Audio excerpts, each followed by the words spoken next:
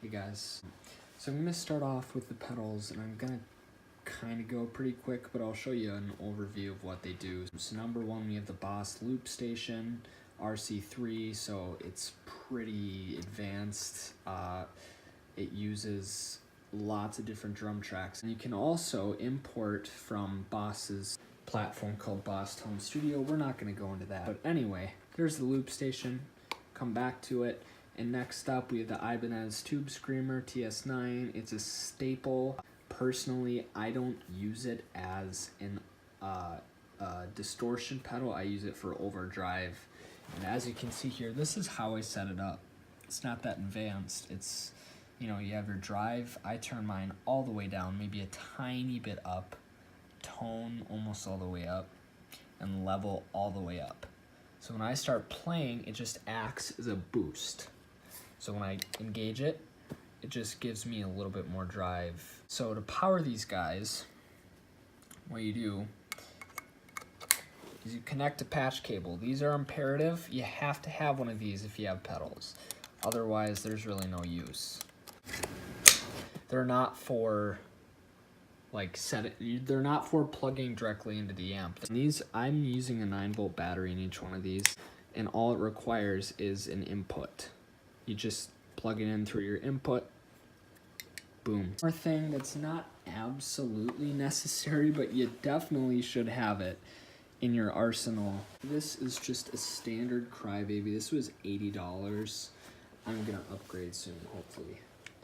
What this does, I think it just explains itself. I'm not even gonna tell you what the wah does.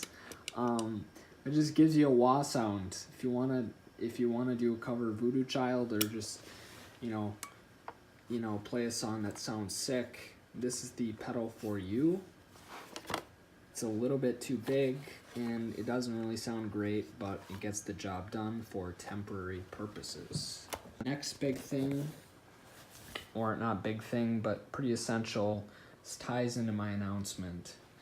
This is a Fender Starcaster, not a Stratocaster.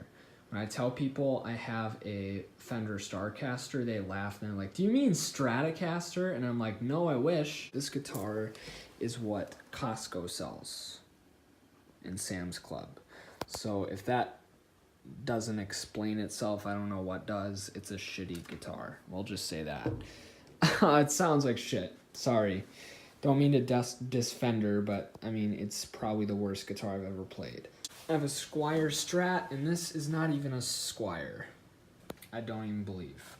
It's not authentic. I looked up the numbers. It's not even made in a country that Squiers are made in. Rosewood fingerboard. There's no way that this is actual rosewood, because it feels like not rosewood. It feels like anything but rosewood. Pickups barely work. They just buzz now. And then this was actually my first guitar right there. It's my Epiphone Les Paul Jr.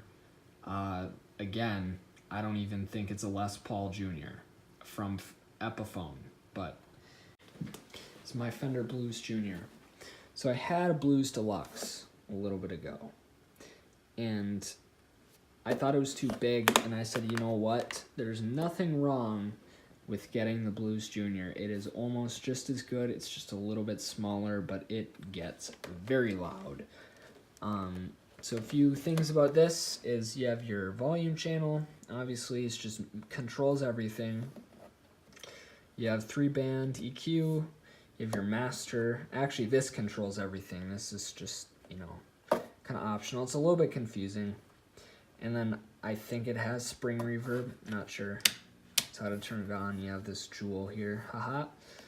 And then also along with that, as kind of their lead channel, they have a fat channel, so it makes your tone sound more fat.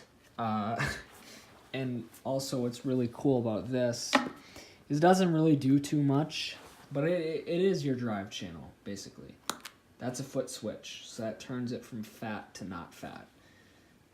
So that's really cool. I didn't even know about that till like 3 days after I got it, and it was Velcroed in here. I didn't even include my foot switch when I brought back my Deluxe. Now, my announcement.